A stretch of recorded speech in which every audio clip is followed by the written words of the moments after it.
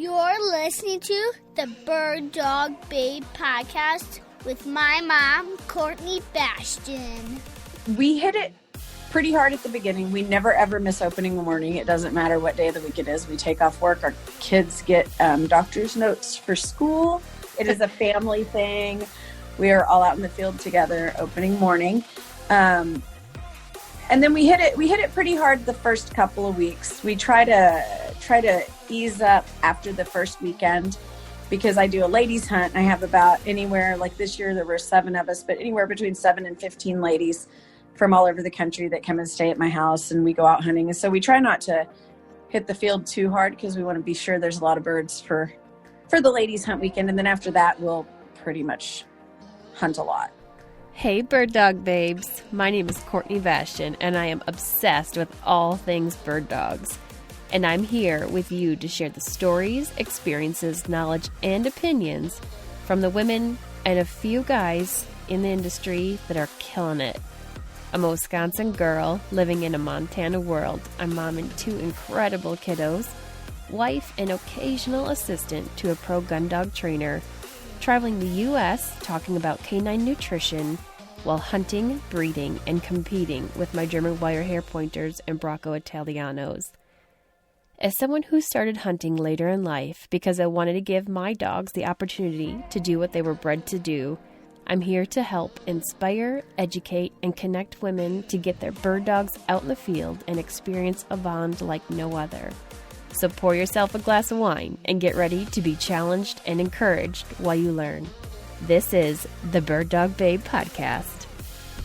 I had such a fun time with my Patreon patrons last Thursday doing a live Zoom puppy evaluation of our 8-week-old German wire hair pointers. There were lots of great questions, and I think everyone walked away with some value. Our next Zoom discussion will be with Dr. Meg of On Point Veterinary Services to discuss sore paws, because I had to end my hunting trip a bit short last week when the 3 dogs I took were all pretty tender on the 3rd day of hunting the prairie. And I conditioned them on some tough terrain in the preseason, so I'm looking forward to hearing her suggestions for prevention and treatment. It's been a fun start to the season. I'm grateful to have been able to hunt with 2 of my Patreon patrons so far. And this weekend, I'm headed to Girls Grouse Camp, so maybe we'll be able to get in some tailgate talk.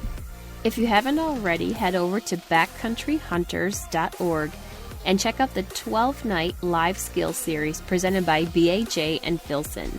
These are free classes, including one I co-hosted with Hannah Nickenow, where we discuss adult onset upland bird hunting and your first bird dog, which will be held on Monday, October 5th, and followed up with a live Q&A session with us. Again, it's free, so get registered, and you will also have a chance to win free gear from BHA and Filson. Also, Tracy from Xcel Shooting Sports and I are in the works of planning more shooting clinics and women's hunts, and not just in Montana, so stay tuned for exciting details.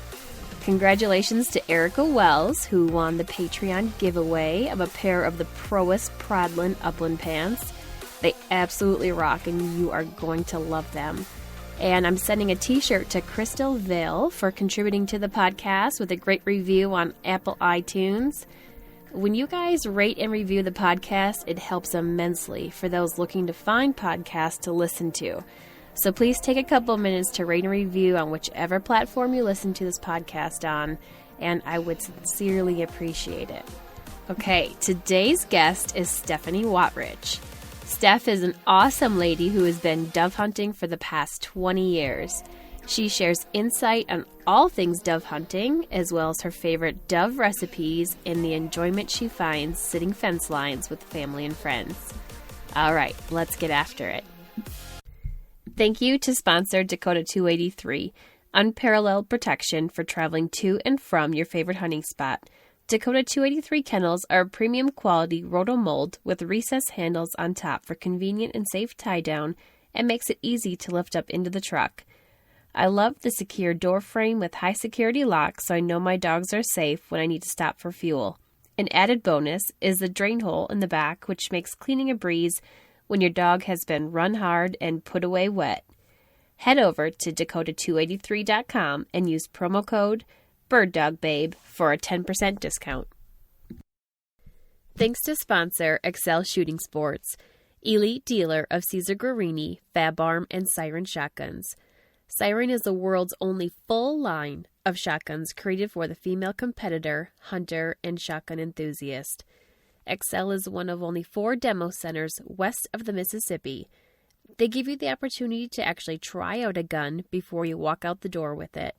As an elite dealer for Caesar Guarini, Xcel offers their customers unlimited pit stops of free service and tune-ups on all shotguns, a great way to have your gun in top condition for the upcoming hunting or target season. In addition, they're offering an exclusive deal to all of the Bird Dog Babe listeners for a free gun slip with each purchase, a $90 value. All right, welcome to the podcast, Stephanie. Thank you. So you have been out there killing it the last couple weeks since dove hunting season started. Yeah. And I've been loving following your adventures with that. So you guys opened up down there in Texas. Was it on September 1st? Yeah, September 1st opens the hunting season. That's our new license season every year. Licenses go on sale in middle of August and start September 1st throughout August 31st of the next year. So, yeah. Awesome.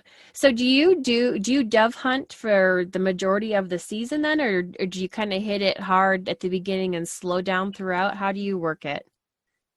We hit it pretty hard at the beginning. We never ever miss opening morning. It doesn't matter what day of the week it is. We take off work. Our kids get doctor's notes for school because my husband is a doctor. So everybody gets doctor's notes, and that's convenient. It is a family thing. We are all out in the field together opening morning.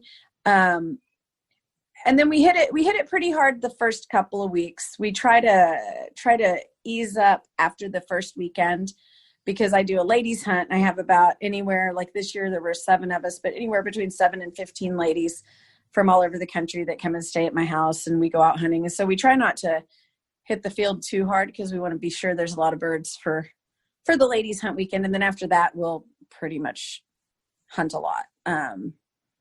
Because it'll just be, our family and then some of our local friends. We're going to take some game wardens out this weekend and do a hunt, since they don't get to hunt too often. They're too busy out patrolling. So I think we've got about 5 or 6 of them. They're going to be coming out with us to do a little bit of hunting this weekend. So yeah, we do it a lot. And then we work crazy hours. So we start seeing patients at 5 a.m. and we get off work at around 1. So we will hit a couple of evening hunts during the week as well, because where we hunt is real close to our office. So are you hunting on private or public land? Private. Texas doesn't have a whole lot of public land. Okay. And what there is that's public land, there's some great places of public land hunting, not where I'm at. I would have to drive quite a ways to get to some good public land hunting.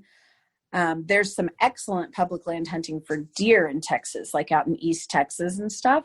But for dove, it'd be more of the North Texas and the South Texas. There's not so much in Central Texas area. All right. And how many kids do you have, Stephanie? You mentioned you take the whole family with. Yeah. So my husband and I, we have 4 kids together, but our kids, the youngest one is 25. So we have also 8 grandkids. So that's awesome. Are any of the grandkids out there shooting with you guys? Yeah. Our grandson Holden just got his first dove on opening morning. Actually, he went through, he had a box of shells, and on his last shell, he actually got a bird. So that was pretty cool. But yeah. That is awesome. What a thrill. Yeah. Were your kids all hunting with you when you started 20 years ago? So my daughter, I had 1 child. My husband had 3. Okay. My daughter would go with us, but she was not hunting at that time. And she's done a little bit of hunting. She's not a huge hunter, but she definitely goes out. She understands it. She enjoys it. She loves fishing. That girl's got a heart for fishing, which we all do too. We love hunting and fishing, pretty much anything outdoors. The boys were both already hunting by the time I came into the picture. They were 18 and 13. And then Katie, my husband's daughter, she, again, would be one. She likes to go out there. She likes to fish. She likes to ride the four-wheelers. She's not real big on the pulling of the trigger. She doesn't really like shooting anyways. So yeah, it's just the boys both were big time hunters. Kenny, the oldest, which is my husband's junior, his wife hunts also. So she began hunting. And then all of the grandkids pretty much, I mean, all of the grandkids either do hunt or want to hunt. So they understand it and they get it. So, and they all love to fish. Oh, they're crazy about fishing. They fish, they have stock tanks in their neighborhood pond, and a couple of the boys fish almost every single day. So that's incredible. Yeah. What a great opportunity for them. So tell me a little bit about your story. How long have you been hunting yourself? So I started hunting. My very first hunt was actually opening day, September 1st of 2000. Okay. So yeah, I've been hunting for right at a little bit over 20 years. I did grow up like camping, fishing, doing some shooting, but my grandfather was the only hunter in our family, and he passed when I was 7. That being said, hunting was kind of like the good old boys thing back then, you know, so I don't know that I would have been introduced to it regardless. Mm-hmm. But yeah, no, my husband, who was my boyfriend at the time, took me hunting for the first time. So yeah. Yeah. So how did the bird dogs come into it? Because you have 5 Labradors. I do. I'm a sucker for a lab puppy. We go to a lot of conservation organization fundraisers. Mm-hmm. And if there's a lab puppy there, there's probably a 95% chance I'm going to buy it. It's fun. It's fun to work with them. I love dogs anyways. And it makes life a whole lot easier when you don't have to go through and try to find the birds, because sometimes they will get, they'll fall, and if they're not completely dead when they fall, they'll get into the thickest stuff, right? Right. And the dogs can sniff them right up, no problem. You can walk around that bird for 10 minutes and not see it, because especially with the mourning doves, they're very gray. And then we're out in the sunflower field and there's rocks, and you'll think, oh, there it is. And you walk up, no, it's a rock. Mm-hmm. And so it's definitely gives you an advantage. Plus, there's a lot of times where maybe you'll take a shot and the bird goes down, and then the dog's running out to get it. As long as your dog gets a good mark, you really don't have to do anything. The dog goes off to get it and brings it back to you. Another bird flies by, you can get it. And our dogs are fairly well trained where as long as I point them in that area, they're typically going to find it. I may have to walk them out there, but as long as I have a mark on that second one, we're going to get that too. So it just makes it a lot easier, and it's more fun. Plus, when it's slow, you've got a dog to play with instead of just sit there, which is nice. Right. How many dogs are you taking out with you while you're hunting? So we typically take 3 out with us. They will only hunt with me or my husband. They will not go with anyone else. Okay. Our kids tried. They got one of them to go all the way across the field with them. The dog turned around and came back to the truck. So, I mean, we're the ones that work with them. We're the ones that feed them. So they will not hunt for anyone else. Mm-hmm. So we'll basically rotate them out, let one be resting the whole time, which the one that's resting is not happy about resting, and they'll like be whining in the crate. But, it's hot. It's hot in Texas right now. Right. So we typically will keep one crated in the shade. And then typically it's my husband's that gets traded out more because he's a better shot than I am. And he's more aggressive in the field than I am. So his dog is going to work a bit harder than mine. But yeah, we rotate him out and let one stay in the shade while the others are working. And we typically try to stay in the shade anyways too. But yeah. Are you guys training then in the off season? Are you doing any kind of training to prepare them for this? So we do a little bit. A lot of it's instinctive. Now, I will say we definitely paid someone to train them on as far as like the different commands and the obedience. Okay. Because I am a big fat softie and I can't do it. Mm-hmm. I can't do it. I cannot train them on. I cannot be the hard ass with the training. I just can't. So which parts of it? Which parts don't you like to train? The retrieving portion? So the retrieving is okay, but there's different things with it. Like when you've got just the basic obedience of them actually sitting and actually being still. Mm-hmm. And then there's a lot of stuff that I don't really know how to train them on, like a blind retrieve. I don't know how to train them on a blind retrieve. Mm-hmm. And then there's a period of it that's called force fetch where you just, and I just can't do it. So I let someone else, basically I keep them until all of their puppy breath is gone, let the trainer have them for a couple months to get them back. And then I have a dog that's trained well. And then we work with them on the drills afterwards.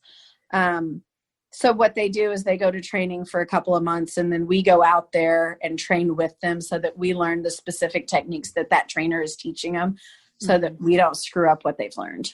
Yeah. Yep. That makes sense. And how old are they when you send them out for training typically?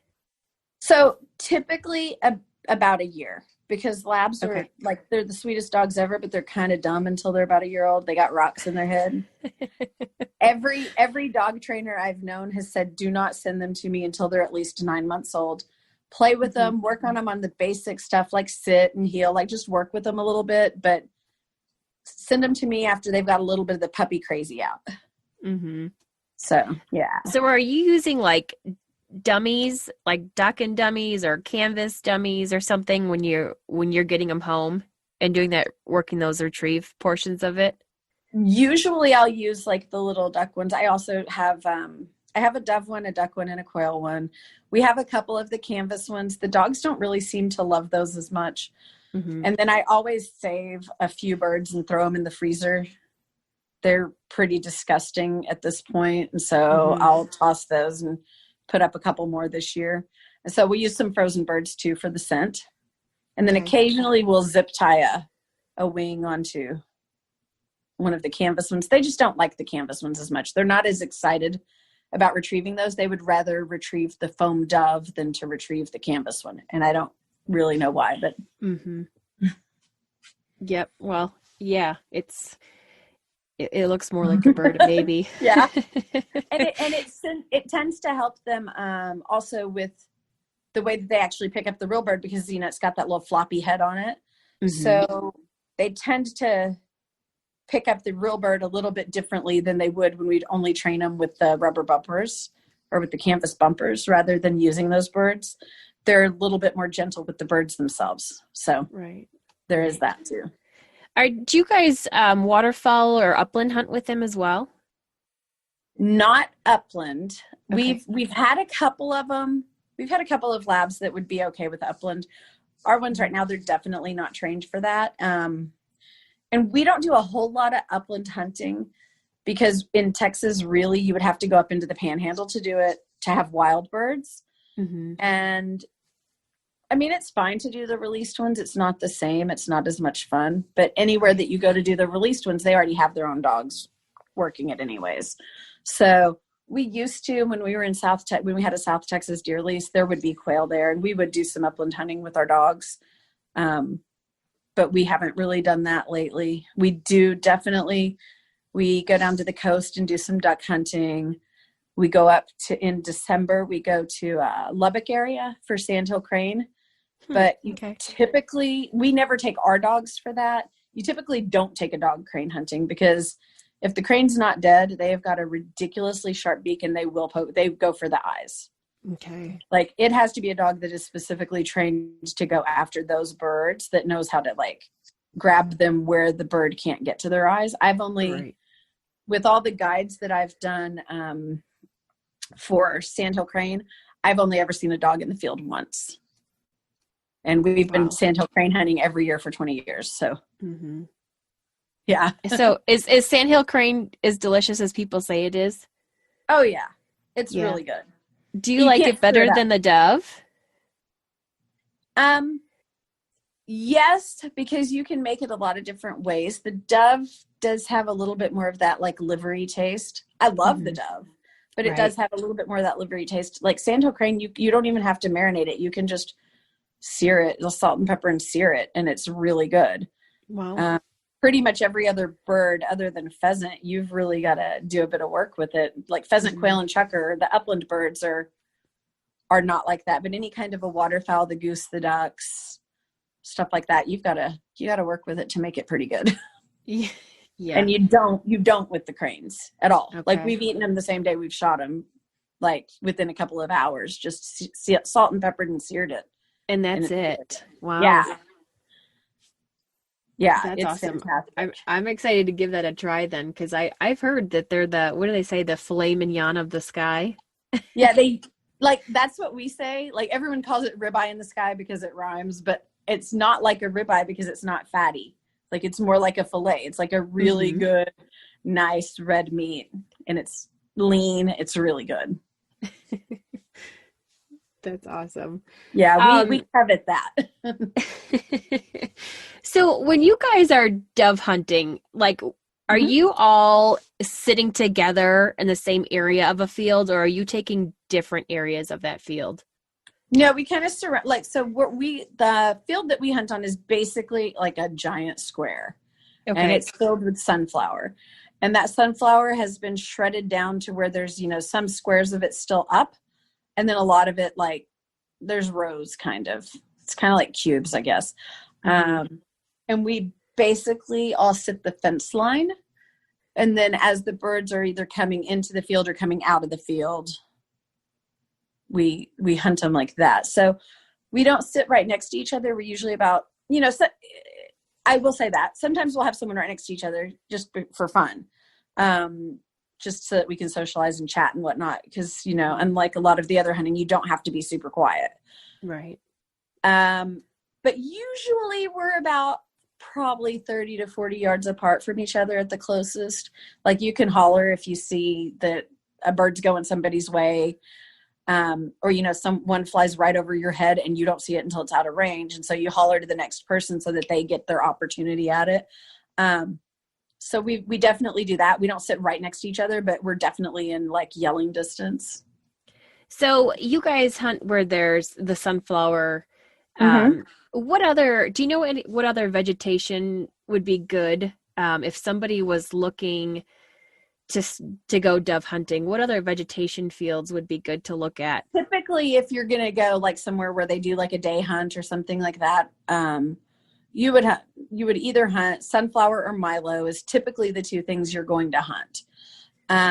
If it's an evening hunt, you want a water hole or a caliche pit with some rocks, some gravel, because they feed all day. And then before they go to roost, they get water and they get gravel for their gullets. So they'll get like sandy gravel. So anytime people hunt gravel pits all the time for dove.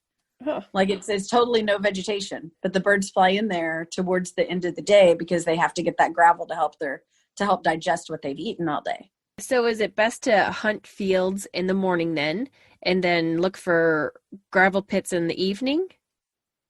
Ish. I mean, we hunt sunflower morning and evening because we don't have a spot that has water or that has a gravel pit right now where we're hunting. That being said, we have, our limit is 15 birds a day. I'm not an awesome shot, so I do not limit out in the morning. Never, never. It doesn't happen.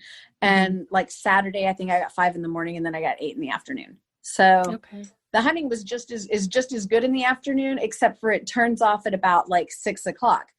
Whereas if you're hunting a water hole, it's slow until about 6 o'clock or 6:30. So if you're hunting a water hole, you don't even get out there early, but we're getting out there at like 3:30 or 4 o'clock because we're hunting them while they're still feeding. So you just have to know, your area.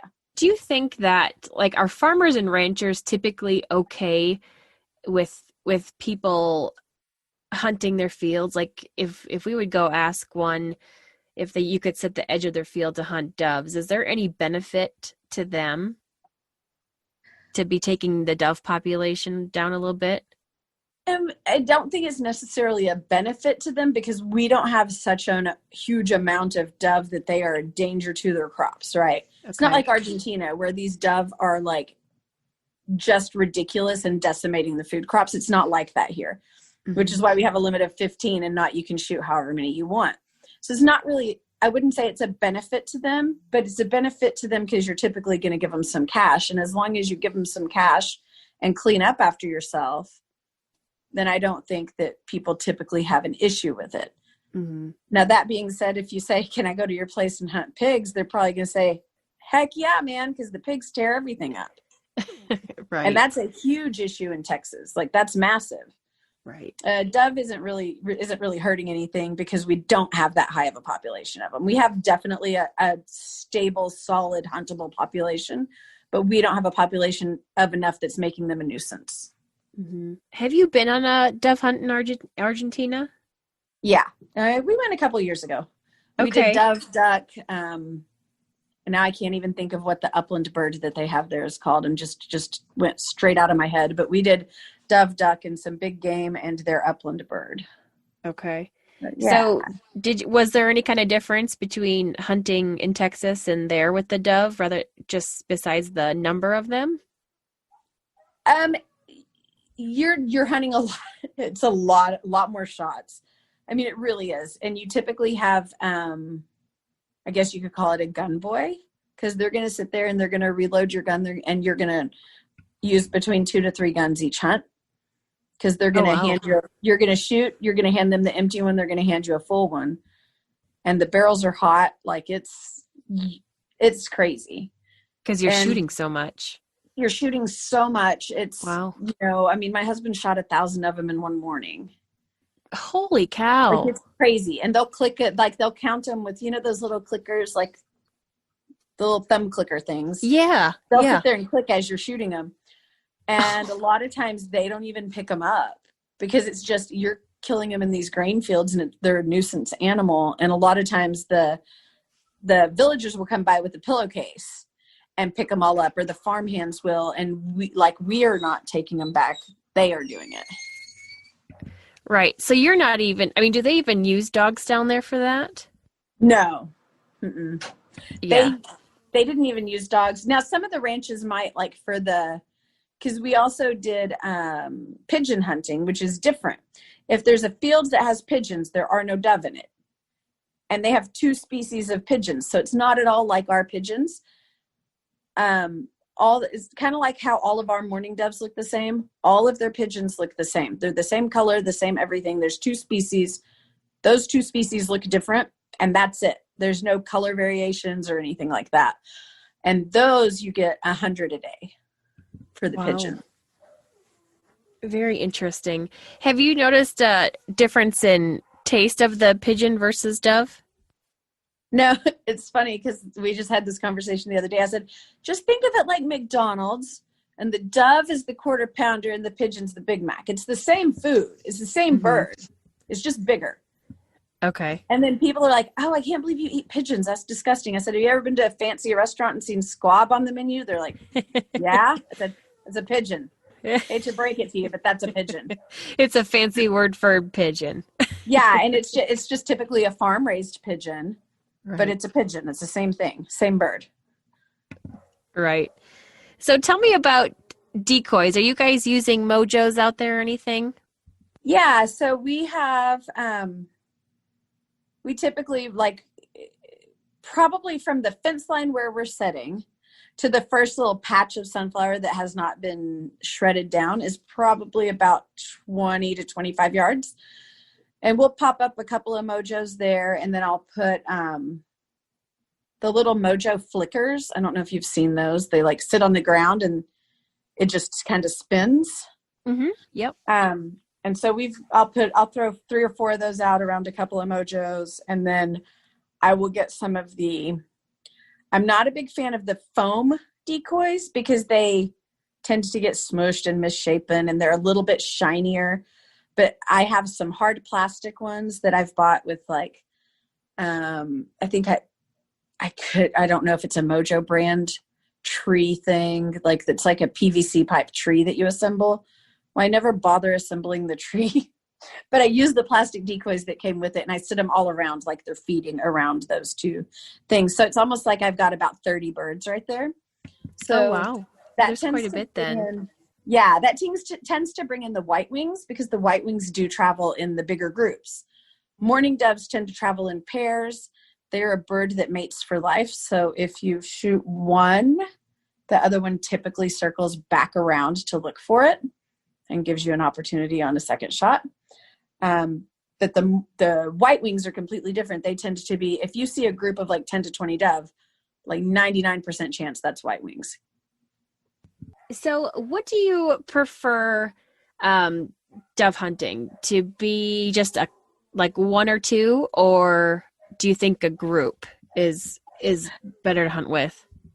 No, I will say it depends on where you're hunting. If you're hunting a water hole, you can't have a lot of people around it, right? Because you're shooting over the water basically as they're coming in. Well, that wouldn't be safe unless you've got a really big water hole, right? So you can't surround it. The field that we're hunting is huge, and it hunts better with more people because it keeps the birds moving as opposed to them flying over you and then just going on the other side and going down. So it totally depends on what you're hunting and where you're hunting, like how you're doing it. If you've got a big field, in all honesty, as long as you can safely be apart from each other, the more people, the better. As long as there's a good quantity of birds anyways. Yeah. Yeah. So tell me about the ladies hunt that you just had this past weekend. Oh, that's my favorite weekend of the year. It's my girlfriends that I don't get to see that often. We've got 3 that come down from Oklahoma, one that came from Arizona, and it was her first time to hunt. It was the sister of one of the Oklahoma girls. So she came down from Arizona and she got her first bird, which was awesome. I've got a few of them that come in from Texas, and then we've got some that come in from other states, just depending on the year. But yeah, so it's always good. Everybody comes Friday. We hang out Friday, play games, have some cocktails, whatever. My husband moves out to the guest house for the weekend, and he is kind of our little cabana boy. That's awesome. He comes and brings us coffee in the morning and wakes us all up and drives the truck with all the gear in it and helps us clean our birds. And so then we get up and hunt in the morning, and then most of these ladies don't hunt dove very often. A lot of them, it's the only time of the year that they do hunt them. So some of them are not like excellent with shotguns, which I'm one of those people too. So it's typically not an issue. We can hunt morning and evening because nobody gets their limit in the morning. So we typically can have no issues at all with going out in the evening. And we all just have a great time. We're laughing between the 2 hunts. We hang out in the pool, barbecue, and just do whatever. And then we hunt in the evening, hang out again, and everybody heads home on Sunday. So it's a short weekend, but it's a lot of fun. And it's just a great time to get together with a bunch of ladies. Yeah. People who have stuff in common with you. Right. There's not that many women that hunt. So it's always great when you can get together a group of them and y'all can all just hang out. Absolutely. Are they bringing in dogs of their own as well, or are you guys just using your own? Typically, we just use ours. I mean, they're definitely more than welcome to bring theirs, but a lot of them don't have bird dogs because, again, they don't do a lot of that type of hunting. A lot of them do deer hunting and stuff like that, but they don't necessarily do a ton of bird hunting. And so what are you recommending? Are you shooting 12 or 20 gauge? When I'm dove hunting, I typically just shoot a 20 gauge. I don't really have a particular reason why. I just like to give my shoulder a little bit more of a gentle time, and I do fine with the 20. So that's what I prefer. And I use typically either I have a semi-auto, and that's what I started. I am hopeless with a pump because since I started with the semi-auto, I take a shot and I try to take another shot and there's nothing there. And I get frustrated. And so I don't ever hunt with a pump. What about for ammo? What size shell do you recommend for dove hunting? For dove hunting, either 7.5 or 8. Okay. Anything bigger is just going to really rip the meat up. What about for gear? What I'm assuming camo would be, is it a necessity or is it a preference? I'm not going to say it's a necessity, but if you're not wearing camo, dove have incredibly good eyesight. And they are scanning that field. If they didn't have good eyesight, the decoys wouldn't work, right? So that's another reason why I use the decoys, because it takes the attention away from them potentially seeing me. But if you're not going to wear camo, then you need to be wearing something that blends in somewhat with what you're doing. So like if you're hunting a tree line and you're staying in the shadows, you want to wear some darker stuff, like some grays or browns, something like that. You definitely don't want to wear like someone came into the field one day and he had never dove hunted before. We're like, yeah, you're going to take that vest off and we're going to give you a different shooting one. Cause he had like a quail vest, like the bright orange. And I'm like, those birds are going to flare from you at 100 yards away. You're never even going to lift up your shotgun if you're wearing that. They've got some pretty keen eyesight. So yeah, it's not 100% necessary, but it definitely helps. And especially like a cap to cover your face, because our faces are nice and bright and shiny in the sun. So a cap helps. Now you're definitely not as camoed up as you would be like out deer hunting. I'm typically wearing shorts because it's hot. I mean, it's September in Texas. There's been days that we're hunting that it's 105 degrees. Holy cow. I'm not wearing jeans and long sleeves and all that. I'm wearing shorts and a pair of hunting boots, and then a lightweight. I use the Proas, the lightweight Tentry t-shirt. If it's super sunny, I might wear the long sleeve, like the half zip long sleeve. But then it's hot. It's hot. You have to be careful. You'll overheat out here sitting out in the field like that in the sun. So are you guys sitting on buckets out there? Are you taking chairs? What is it you're set up with? So that's like totally your preference depending on what you do. I have friends that like to use the buckets because they swivel. You can get a turn. I do not shoot well from a seated position. So sometimes I'll just stand. We found this one stool years ago, and I wish we'd have bought like 5 of them because I have never found it again. And it's a taller stool, and it's angled like it's shorter in the front than the back. So like you're sitting and your weight is off of your legs, but you're not sitting all the way down, and it's already angled to where it's so easy to stand up with no effort. And that's nice. Probably the coolest thing I've ever seen. And we bought one, and I don't know why we only bought one. And that thing is starting to wear out because we've had it for probably 10 years or so. Did you find it at a sporting goods store then? I did. We got it at Cabela's at a tent sale years ago, and it was on clearance, and we didn't buy more than one of them. I don't know what we were thinking. We didn't know it was going to be that awesome of a chair. We just thought, oh, that's kind of a cool design, but we had never tried it. So we have one, and I wish we had more. But we do have just the basic, they call it like the dove stool, that you carry on the strap on your shoulder, a little metal folding thing, Yep. No arms on it. Because if there's arms on it, it's harder to move in it. So we've got several of those. I'll sit on that sometimes. But as soon as the birds start really flying good, I will typically stand up and just stand up next to the tree. When I've had dove before, I've just always kind of wrapped it in bacon, threw it on the grill. What's a good recipe, or what's your preference for dove? So I definitely do it like the poppers. We used to do it where we'd like take the dove breast and we would marinate it in like some Italian. I've now found this stuff. It's from a company in Texas called Jimmy O's, and they have a marinade that's amazing that I use for my deer jerky. I use it for dove. I use it for everything. And when you're using it as a marinade, you just mix it like 1 part of that and 2 parts to Italian dressing. So I use that to marinate it because it's fantastic. And then I like to now use like a half a jalapeno and then cram the cream cheese in it, put the dove on it. And I wrap it with like a full slice of bacon because I don't want to be stingy with the bacon.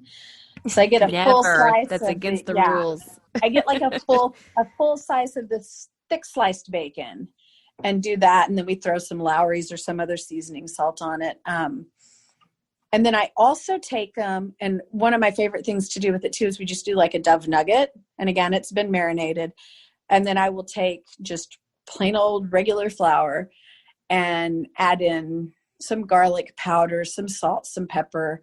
Again, typically I will use that same company, Jimmy O's. They make a really good, I think it's called like Texas spicy rub, something like that. I've got to order some more of it because I'm completely out.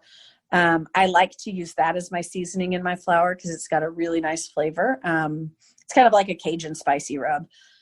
And then I pan fry it so it makes just like a nice little crispy nugget.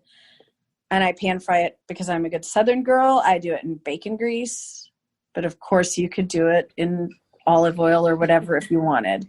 But that sounds amazing. brought up proper, and I saved my bacon grease. So I love that.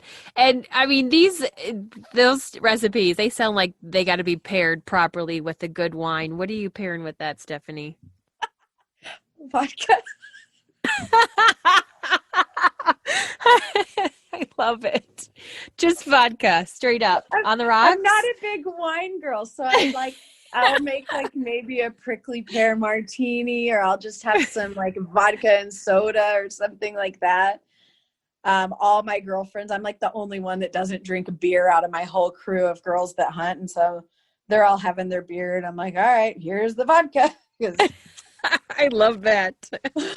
It's so good. It's the best white wine. Yes. You don't want to drink a whole bottle, though. It's not a good idea. Oh my gosh, that's good. I'm sorry. We're crate training 8-week-old puppies right now, so there's puppy howling in the background. I don't know if you can hear that. No worries. It's loud on my end. Oh my goodness. So you are affiliated pretty heavily and active with the SCI. Can you talk a little bit about that organization? Yeah, so I belong to a lot of different conservation organizations, but my heart is with SCI, which is Safari Club International. It's the world's largest and most outreaching as far as the hunting and conservation organizations, because they do everything from protecting, working to protect hunting here locally. And then they also do projects in Africa. They do projects in Europe. They do projects all over the world. There are members from all over the world, and they really work to make sure that the resource stays there, the habitat stays there, the laws stay there to help us be able to do it. And then we have our local chapter, which I'm the vice president of the Austin chapter, and then I'm the regional rep of one of the districts here, and I have 4 chapters in Texas under me. And each of those chapters works locally. We do fundraisers. We work with, we work with our game wardens. We do a huge crawfish boil every year to buy gear for our game wardens. And so SCI has like 3 big areas that we work in. And that's both on the national level and on the local level. And that's conservation, education, and humanitarian services. So we do land conservation. We work on education. We have an American Wilderness Leadership School that we send teachers to, where they learn, and they actually get their continuing education hours at it. But they learn everything from camping. They will end up shooting guns. They will end up doing archery. When they leave, they're trained to do the archery in school program. It's a really fantastic school. It's up in Jackson Hole, Wyoming. So there's so much stuff that SCI does. We have a huge Sportsmen Against Hunger program, disabled hunter program. There's a lot of different stuff. And that's just the nearest and dearest to my heart. I've worked with them for almost 20 years now. So, and I will say, every single conservation organization out there right now is hurting. Everyone's had to cancel their fundraisers because of COVID. So whichever ones you find near and dear to your heart, please throw them some money, because they're working to make sure that we're able to hunt. Right. And if they can't do it without funds, and they haven't been able to have fundraisers. So please give some money. A lot of them are doing online fundraisers. Keep your eye out, look for it. If you want to join SCI, it's safariclub.org, and you won't regret it. They've got a great magazine, great website, all kinds of good stuff when you become a member. And in all honesty, I go to a lot of hunting conventions. SCI has the greatest hunting convention out there. It is so much fun. And this next year it's in Vegas, and in Vegas again in February, beginning of February. And it's probably the most fun ever. I get to see all my friends from all over the world that we've hunted with. So it's a good time. I've heard a lot about that convention, what a good time it is. And I haven't been to it personally, but I know even some vendors that I've worked with, they've stopped going to several other ones, but they said SCI is their top one that they'll always go to. So it must be a good time. Yeah, it's a good time, and it's a very good return on investment for the outfitters, because the people that go there, they go there to spend money. They're not going there just to party. I mean, it's not an inexpensive convention to get into. You're not going to pay 10 or 15 bucks and walk in the door. You have to be a member. You can't just go if you're not a member.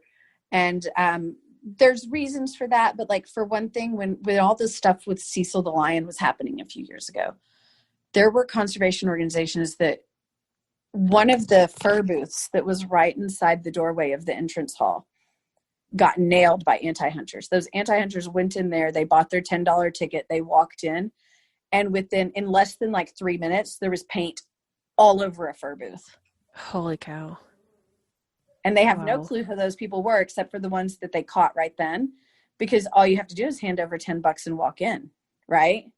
Right.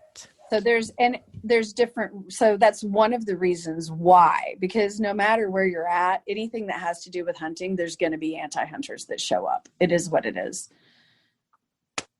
Right. So the best you can do to keep them out of the actual facility is important. Mm-hmm. How many days long is that convention? So SCI is 4 days. It runs from Wednesday to Saturday. So you have your travel day home on Sunday.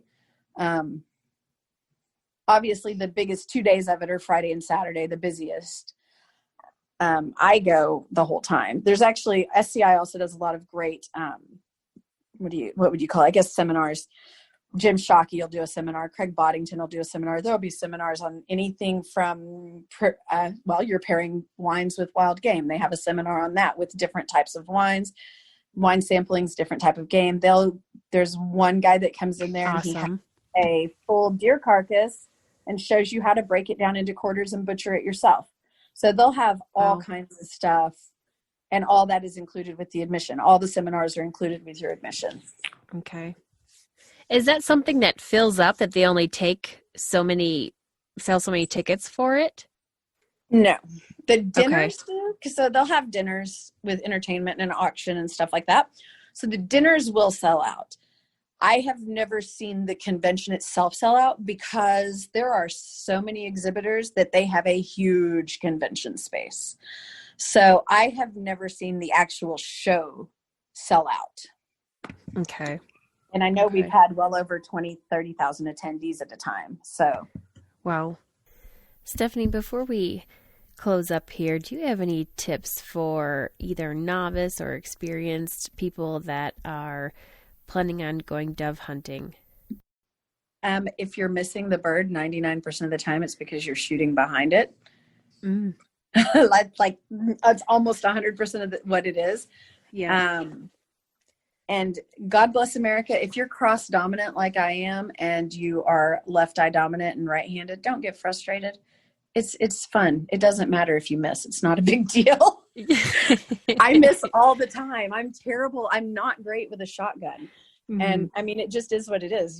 It's hard when you're cross dominant. So yeah. And if you look at it as fun, and if it's not a big deal if you miss, then you're going to have a lot better time, because the more you get frustrated, the worse you're going to shoot.